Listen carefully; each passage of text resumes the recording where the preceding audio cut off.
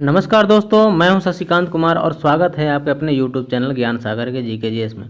दोस्तों, मैं फिर से एक नया टॉपिक लेकर के आ गया हूं, चंदेल वंश या बुंदेलखंड का वंश, है ना। ये कौन सा टॉपिक चल रहा है? ये पूर्व मध्यकाल का इतिहास चल रहा है। पूर्व मध्यकाल मतलब राजपूत काल का इतिहास चल रहा है, यानी मध्यकालीन भारत से पहले का इतिहास काल को पूर्व मध्यकाल कहा जाता है ना। और प्राचीन भारत के इतिहास के अंतिम काल को ही पूर्व मध्यकाल कहा जाता है ना। तो इस टॉपिक को शुरू करते हैं।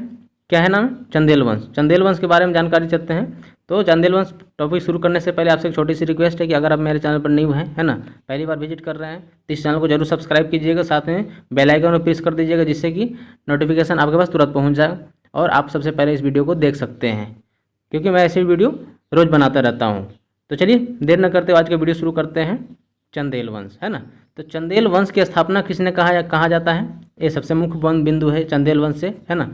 हम चंदेल वंश बारे में ज़्यादा बात नहीं करेंगे, हम छोटा वीडियो ज़्यादा से 5 से 7 मिनट का वीडियो हम बना रहे हैं, ज़्यादा नहीं। और 5 से 7 मिनट में आपको 4 से 5 क्वेश्चन आते हैं। 1 घंटा का वीडियो बनाने का मतलब एक भी क्वेश्चन है उससे मतलब क्या हुआ? लेकिन ये छोटा सा टॉपिक अगर 10 मिनट के बारे में 10 मिनट में हम चर्चा कर देंगे, लेकिन 10 मिनट में यहाँ से अगर 5 क्वेश्चन आ जाते हैं एग्जाम में तो ये सबसे बड़ी बात है। तो हम ज़्यादा चर्चा नहीं करेंगे, छोटा टॉपिक है और मुख्य बिंदु के बारे में बात करेंगे। पहले बता दिए हम जो टॉपिक बनाते हैं वो विद्वान बनने के लिए नहीं, हम एग्ज़ाम क्वालिफाई करने के लिए टॉपिक शुरू किए हैं। तो चलिए चंदेल वंश के बारे में बात करते हैं। चंदेल वंश की स्थापना किसने किया था? नन्हुक नामक व्यक्ति ने। इसका नाम याद रखेंगे, नन्हुक ने चंदेल वंश की स्थापना किया था, है ना। अब बात करते हैं तो इसी वर्ष का केंद्र बिंदु किसे कहा जाता है? इस वंश का, चंदेल वंश का केंद्र बिंदु मध्य प्रदेश में खजुराहो के पास स्थित है ना। यानी खजुराहो को ही चंदेल वंश का मुख्य बिंदु कहा जाता है। खजुराहो कहाँ है? मध्य प्रदेश में है। खजुराहो कहाँ है? मध्य प्रदेश। ये भी पूछा जाता है कि खजुराहो का मंदिर किन शासकों ने बनवाया था, है ना। खजुराहो का मंदिर चंदेल शासकों ने बनवाया था। यह भी दूसरा पॉइंट याद रखेंगे कि खजुराहो में एक मंदिर है ना, उसे किसने बनवाया था? चंदेल शासकों ने ही बनवाया था। तो दोस्तों यहाँ से आप क्वेश्चन जो पूछा जाता है उसको ध्यान में रखेंगे कि इस वंश का स्थापना नन्हुक ने किया था, है ना। अब खजुराहो है कहाँ? तो खजुराहो मध्य प्रदेश में है और खजुराहो का स्थापना किसने किया था? तो चंदेल वंश के शासकों ने ही किया था। तो यह पॉइंट ध्यान में रखेंगे। नेक्स्ट पॉइंट है कि इस वंश की प्रारंभिक राजधानी महोवा थी। किस वंश की? चंदेल वंश की प्रारंभिक राजधानी महोवा थी, जिसे बाद में राजा धंगदेव नाम के व्यक्ति ने महोवा से स्थानांतरित करके खजुराहो को बनाया था, है ना। किसने? खजुराहो को बनाया था। याद रखेंगे कि चंदेल वंश की प्रारंभिक राजधानी महोवा थी, जिसे बाद में एक राजा थे धंगदेव, है ना। राजा धंगदेव ने ही महोवा से स्थानांतरित करके खजुराहो में स्थापित किया था। तो ये 3 पॉइंट यहाँ से निकल गया। नेक्स्ट पॉइंट है कि इस वंश का सबसे महान शासक कौन बना? तो महान शासक सबसे बड़ा यशोवर्मन बना। यशोवर्मन इस वंश का सबसे महान शासक हुए। कौन हुए? यशोवर्मन सबसे महान शासक हुए, है ना। तो ये भी क्वेश्चन पूछा जाता है कि इस वंश का सबसे महान शासक कौन थे? तो इस वंश का सबसे महान शासक यशोवर्मन, मतलब चंदेल वंश का। इस वंश मतलब इस टॉपिक के बारे में चर्चा कर रहे हैं तो इस वंश का मतलब समझ में आ जाना चाहिए कि चंदेल वंश के बारे में बात कर रहे हैं। तो इस वंश का मतलब चंदेल वंश का सबसे महत्वपूर्ण शासक यशोवर्मन थे, है ना, जिसने खजुराहो में क्या किए थे? चतुर्भुज विष्णु मंदिर का निर्माण करवाए थे। खजुराहो में क्या थी? चतुर्भुज विष्णु मंदिर का निर्माण करवाए थे, है ना। किन शासकों ने? चंदेल वंश के शासकों ने। किस शासक ने? यशोवर्मन शासक ने, है ना। तो 3-4 पॉइंट यहाँ से क्लियर हो गया। और इसी मंदिर में ही कंदरिया महादेव एवं बैकुंठ धाम का मंदिर के नाम से जाना जाता है। क्या कहा जाता है? विष्णु मंदिर, है ना, जो खजुराहो में विष्णु मंदिर है ना। इस मंदिर को कंदरिया महादेव या बैकुंठ धाम का मंदिर के नाम से जाना जाता है। 2 पॉइंट ध्यान में रखेंगे इसको, इस टॉपिक से, कि इस मंदिर में मतलब खजुराहो में स्थित विष्णु मंदिर में, है ना, कंदरिया महादेव और बैकुंठ धाम के मंदिर के नाम से भी जाना जाता है। नेक्स्ट पॉइंट है कि इस वंश के शासक ने यशोवर्मन ने एक तालाब का निर्माण करवाया था। क्या करवाया था? यशोवर्मन ने ही एक तालाब का निर्माण करवाया था, है ना। कहाँ पे? ये कंदरिया महादेव खजुराहो में ही। ये भी पॉइंट क्लियर हो गया कि निर्माण किसने करवाया था तालाब का निर्माण? यशोवर्मन ने। नेक्स्ट पॉइंट है कि राजा धंगदेव ने खजुराहो में कई मंदिर का निर्माण करवाया था। किसने?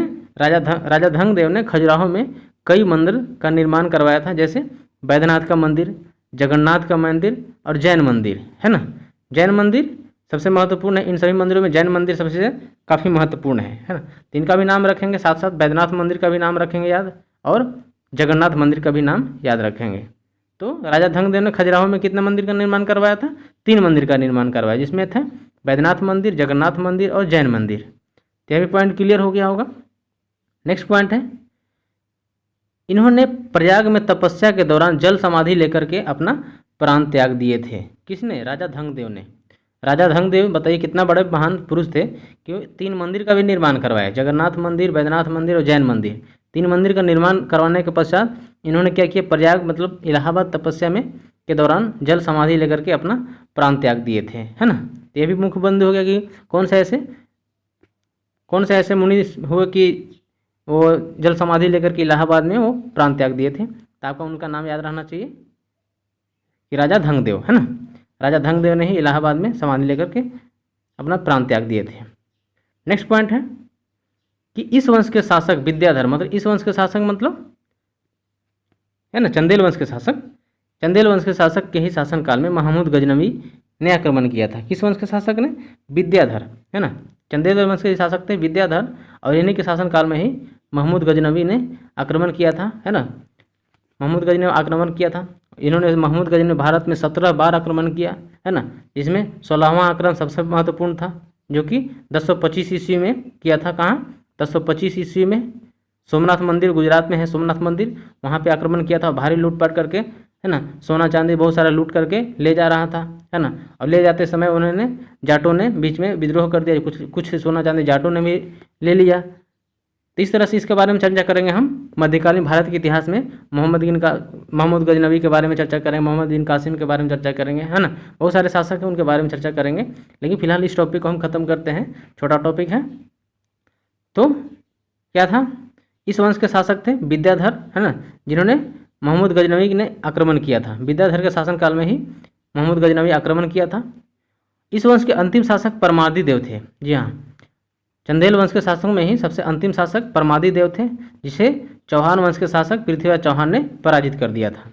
जी हाँ, क्या हुआ कि चंदेल वंश के अंतिम शासक परमादी देव थे, जिसे चौहान वंश के शासक पृथ्वीराज चौहान ने पराजित किया था। अब पृथ्वीराज चौहान का युद्ध किसके साथ हुआ था? मोहम्मद गौरी के साथ हुआ था। कितने बार? 2 बार, है ना।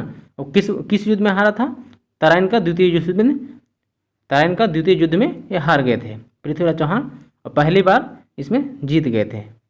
1191 में प्रथम युद्ध में जीत गए थे। इसके बारे में चर्चा कर दिया है मैं, चौहान वंश के टॉपिक में चर्चा कर दिया है ना। तो प्रतापी वंश के क्या बोलते हैं? इस वंश के अंतिम शासक परमादी देव थे, जिसे चौहान वंश के शासक चौहान ने पराजित कर दिया था। परमादी देव का प्रमुख सेनापति थे आल्हा एवं उदल। आल्हा एवं उदल किसके सेनापति थे? परमादी देव, है ना। परमादी देव चंदेल वंश का अंतिम शासक, है ना। चंदेल वंश का अंतिम शासक थे परमादी देव, और परमादी देव के शासनकाल में ही आल्हा एवं उदल इनके 2 प्रमुख सेनापति रहा करते थे, है ना, जो युद्ध करते हुए मारे गए थे, है ना। कौन का? युद्ध करते हुए मारे गए थे।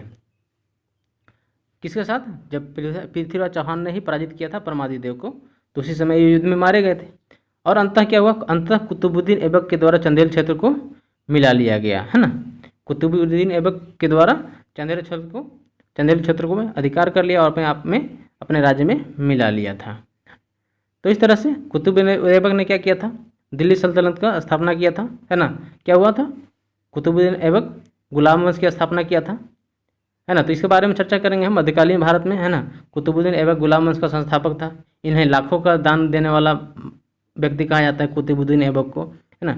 लाखों के दान देने वाला कुतुबुद्दीन ऐबक का मकबरा भी है ना। तो इसके बारे में विशेष चर्चा करेंगे, है ना, क्योंकि ये छोटा टॉपिक है, इसको लंबा नहीं बढ़ाएंगे हम। तो चलिए वीडियो इस समाप्ति करते हैं।